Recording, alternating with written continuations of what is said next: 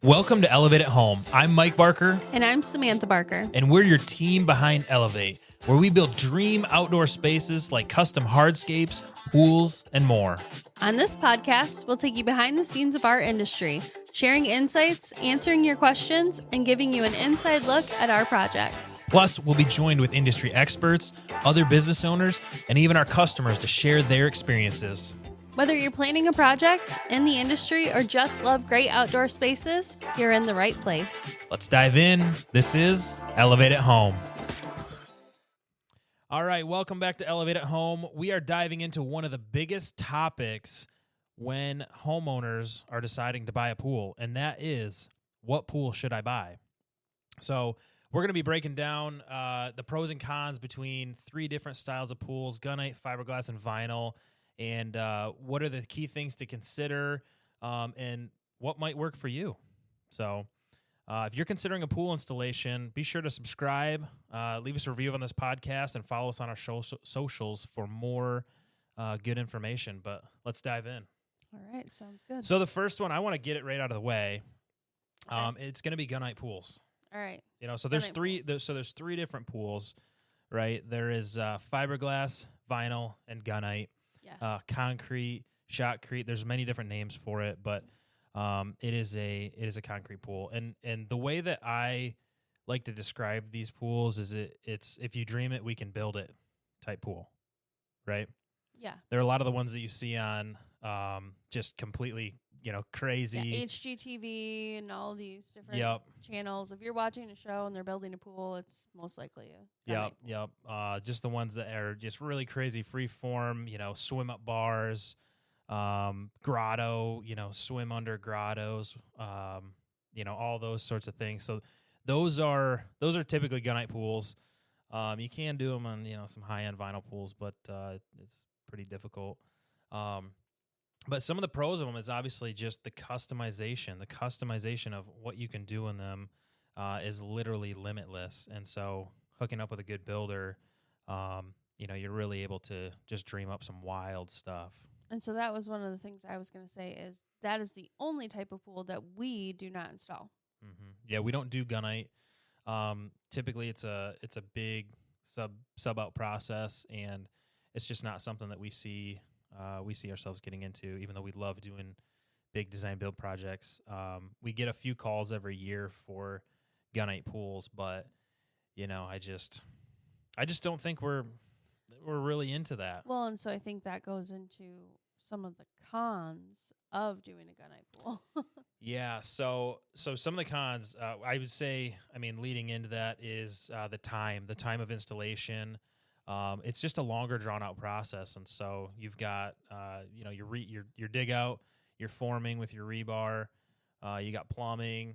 I'm not a Gunite guy, so I'm shooting from the hip here, but then you're shooting your concrete or your shotcrete, and then you've got 28 days to let that cure, and then you go into your plaster, your tile, and all the other things that go along with it. So it's a very long process. And, the ones that we've seen are typically 3 to 6 months. And so that being said, because it is such an involved process, another big con of the Gunite pools is the cost. The cost, yeah. Yeah, typically what we've seen is they're going to be at the higher price point of, an in-ground pool, just everything that goes along with it. There's a lot of people involved in it. There's a lot of people involved in the pool process, but very few companies can take that on completely. So there's a lot of sub work, and there's just a lot that goes into it. So again, it's just if you can dream it, they'll build it, which is really cool aspect of it. Huge draw of those types of pools. But I think for most people that we deal with, most people in our area, Gunite is not. It's not the answer. Especially where we're at, because, we live in an area where you're only using your pool probably 6 months at most out of the year. Putting that extra cost into this custom pool when there are other options doesn't really make a lot of sense for most people. Yeah, and a lot of times, people want a spa in their pool. And as you know, you can create whatever size spa, whatever kind of spa, round, curved, whatever you want to do. You know, there's other options that you can have that pool spa combo in fiberglass. You know, so you can have that all one piece shell, and that kind of leads us into our next pool, which is fiberglass. So that is what we started with installing pools. Yeah, fiberglass is my favorite. Yeah, yeah. So that's what we started with. Here we're going on year 5 of our pool installation division of our company, and so essentially it's a molded shell. It gets made in a factory. We use a couple different manufacturers. One out of Tennessee, one out of West Virginia. They have plants all over, but West Virginia, and then we actually have another one that's manufactured in Australia, which is pretty wild. Yeah, that's crazy. Very high quality pools. A little bit tougher to get with the logistics, but so you know, But if they're made in Australia, they're made to last because they get a lot more sun Yep. than we do here. Yep. They're very, very high quality shells. So, so one of the biggest cons is the structure itself. It's very durable. You know, one of the big things when I'm asking people, you know, which pool is right for you is, do you plan on having any animals in it? So a lot of people, you know, if they have bigger dogs that want to swim, that kind of kicks out, you know, like a vinyl liner pool. So then we'll start talking about fiberglass. But another thing is you know, the lower maintenance aspect of it. So the stronger gel coat, it doesn't have a failure point, you know, like a liner pool, and it doesn't have a maintenance upkeep like a gunite pool does, where you need to replaster and refinish that every so often. So another pro of fiberglass pools is the shell. We're talking pros and cons. I guess it's hard to keep my brain straight. I'm bouncing all over. You really are. So I would start the pros of fiberglass pools. So the pros of fiberglass pools: quicker installation. It's definitely a much quicker process from, you know, layout to dig. You're able to set the pool in, you know, sometimes the first day, typically the second day. And then, you know, by day 4 or 5, that pool is fully plumbed and filled with water and running a lot of times. Yeah. So that's a big thing, is it's a quicker installation, and it's ready to keep your project moving very, very quickly. Another pro is the finish, the actual structure of it being fiberglass, very rigid, very structural finish. And I think that would be one of the biggest questions that people ask us. Well, how does it do in the winter? Yeah, everybody thinks that it's going to crack in the winter. You keep it full of water all winter. We live in Michigan. Right now, I think it's 9 degrees outside. Our pool's full of water. It's frozen however far down, but everything gets winterized. And you keep it full of water, it will not crack. So, yeah, I think the biggest drawback of the fiberglass, and really to me it's like the only one, is it's not customizable. You get what you get. You know, there's very limited options in sizing, and we can only get certain things in a fiberglass pool. yeah, so the size and the shape is definitely a limiting factor. We really sell around it, though. I mean, we really try to talk to homeowners and say, you know, is this really the best fit for you? And we can do a lot of cool things with a fiberglass shell, and we can incorporate a raised ledge that spills over into the pool, a raised spa, you know, some of those things. And then a big thing for us in Michigan is we have auto covers on majority of the pools. 90% of the pools that we install, we're putting an auto cover on, and so that's a safety factor. But that's one of those things that when we're having that conversation, freeform is typically out when we're doing an auto cover. We have not done an auto cover on a freeform pool, so we pretty much push everybody to a rectangle pool. But the size and the depth and the shape is a little bit of a limiting factor. Yeah, and, because with the fiberglass pool, the deepest pool that you can get is 8 foot. Yep. There's 2 models that we can get that are 8 foot. And so all the rest of them are typically, 6 to 7 foot, anything Yeah, most varying of in them. there. Yeah. But a lot of really, really nice options. So, So the fiberglass pools, I think it's a pro. Could be either way. It depends on where you're at. But the pricing on a fiberglass pool kind of falls in the middle of vinyl liner and gunite pools. Yeah. So a lot of times when we're talking about, a project and trying to see where we want to go with the budget, a lot of people want that low maintenance, that kind of one time shell, and fiberglass is typically going to fall in the middle price range, right in between gunite and vinyl liner. Yeah. So that leads us into the next one, which we go into the more budget-friendly, but customizable. More budget-friendly but customizable vinyl liner pool. And we do a steel wall pool with a vinyl liner. A lot of these can be, they can be, I wouldn't say as customizable as gunite, but they can be pretty dang intricate in what we can do. The in pool ledges, you can do, benches, you can do different step options. All the different things that you might want in a pool. Yeah, we don't do we don't personally install the, white plastic bump out steps that you saw in the 90s and before. That's not our MO. It's going to look like a very nice, very nice pool in your, very nice space. So yeah. That being said, I think the biggest con of the vinyl liner pools is the maintenance of them. Yeah, we get a lot of calls for people wanting vinyl liner replacements. Yeah. That liner is a big contributing factor to, the maintenance. That's the life of the, basically what's holding your water. So right. So that initial, install of the pool is going to be a lower cost than a fiberglass or gunite pool. But then, those liners, they're pretty durable, and they usually last quite a while. But they do. It all depends on use, sun.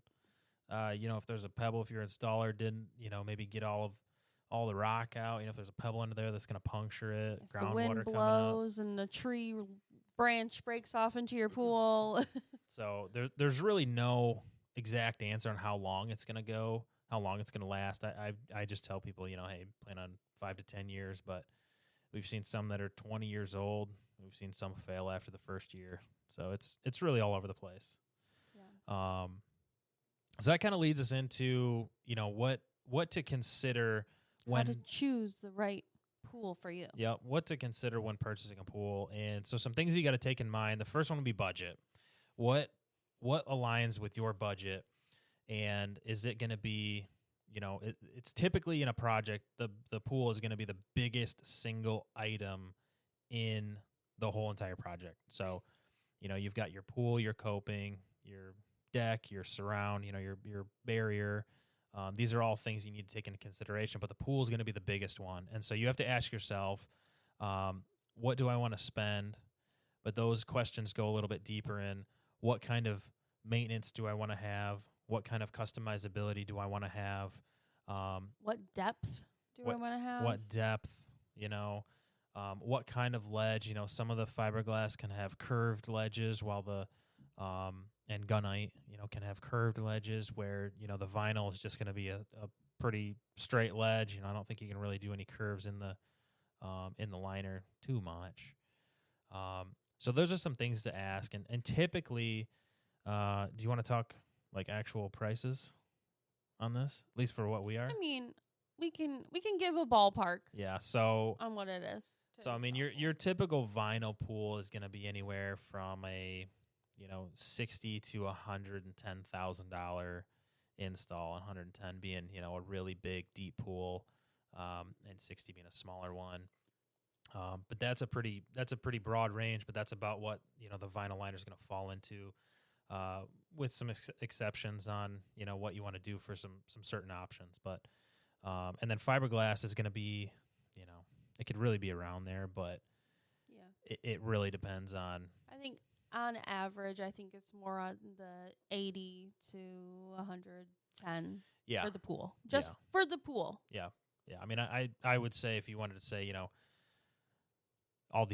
any builder that listens to this, they're going to kill us. But, you know, vinyl, 80 grand, you know, fiberglass can be right around 100. So that's probably a pretty. And Gunite, I really don't know. I don't know. Because to the moon. I've heard $180,000 pools. Yeah, I was going to say, I've heard almost 200,000 on a quote from someone, which is I've heard 125 wild. To, I'm sure some of the ones that they do out in, you know, California, Texas, all these crazy ones, they're, you know, close to $500,000 pools. Yeah. So, yeah. That's not Sky's what the we're. limit. Sky's the limit. That's not what we're getting to. So, the next thing is to talk about, you know, longevity and durability. You want to think about, you know, what do I want to have? How long am I going to be in this house? That's a big one. You know, if you're planning on, if you move frequently, you know, you might just want to go with a vinyl pool. If you're going to be here for long term, you know, now you're talking about a fiberglass pool. You know, finding the right one, and it's going to be a really good long term, low maintenance, durable option. Yeah, and I would say at that point, you know, if you really can't find a fiberglass pool that works for what you're looking for specifically, then that's when you might want to consider a Gunite pool. Mm-hmm. Yeah.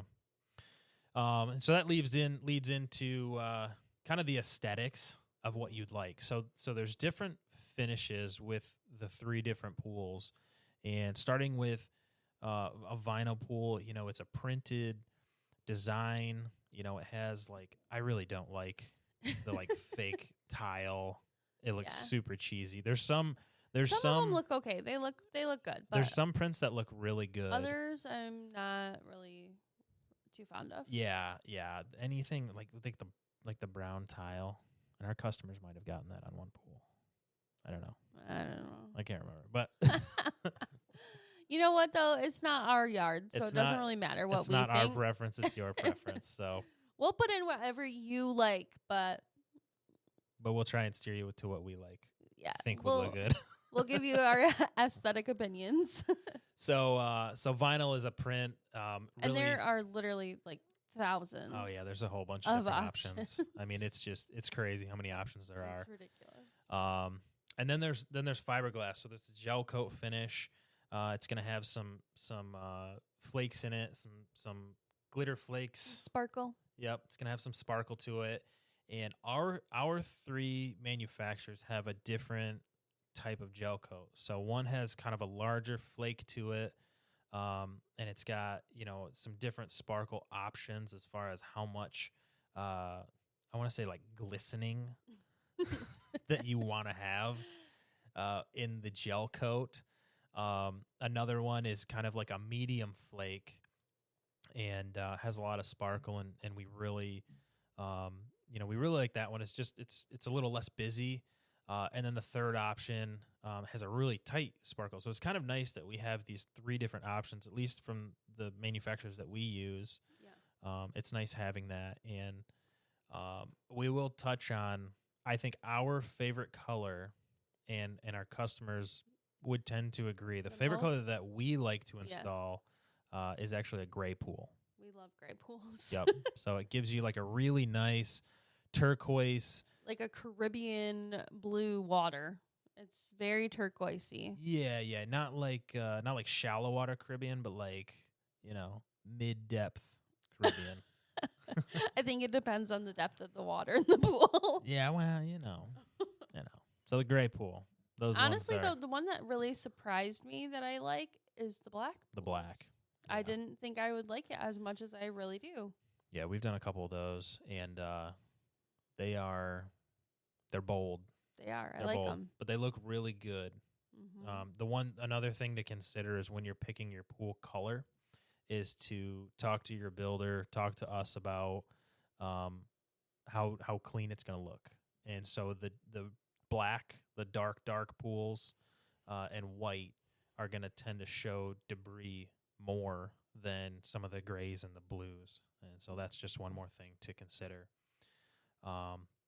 So we'll talk about maybe some other maintenance things, and some other things that go with the pool. One of the biggest things is, we're not going to get into equipment and all that, but I think the next biggest thing is the cover over the pool. We can talk about the safety cover real quick. Yeah, I was gonna say, I definitely think if you're considering buying a pool, I think the auto cover is one of the biggest things that you can do for your pool. It is a very large investment.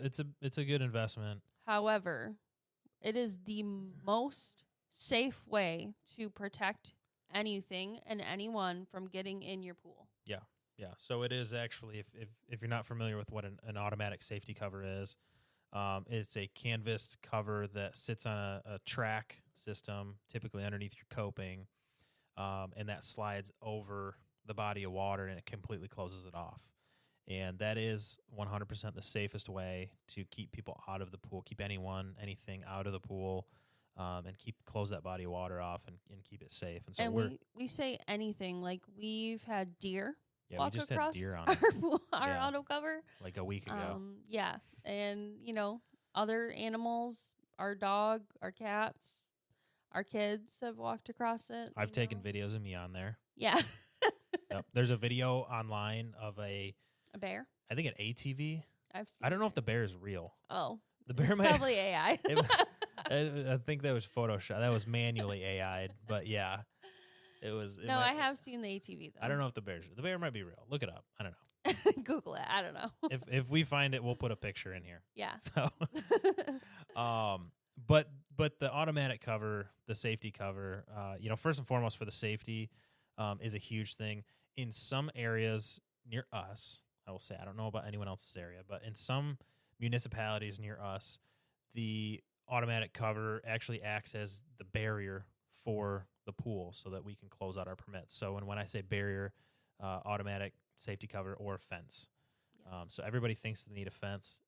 Talk with your builder. We check with the municipalities if you're working with us to see if that's an option. And if it is, we'll talk about, do you want to just have the auto cover or just the fence or both? And some places will require. Some places do both. require one. They'll require a fence and an auto cover if you want to do an auto cover. Yeah. But some of them are for sure you need a fence. Which my personal opinion is a determined 5-year-old can climb a 4-foot pool fence. Yeah, the very fence easily. Is really not. You always say like the fence is for like your neighbors or know, and the auto cover's for you. Like So the auto cover's for everybody, but and you. Some more benefits of the automatic cover real quick while we're on it. There's some efficiency benefits. So it closes that body of water off completely. So we limit evaporation. So we're not adding water to the pool, which means we're not adding chemicals, which means we're not losing the balance of the water as much. We're keeping rainwater out because there's a pump that goes on it and pumps all the rainwater off. And then it keeps your pool relatively clean from debris, from debris just flying over throughout the seasons. And I think a big thing, because of where we live, is it helps keep your heat in. Oh, yeah. So if you have a pool heater, or even if you don't, that auto cover is going to keep the heat in better, so your heater is not running as often and you're using less fuel.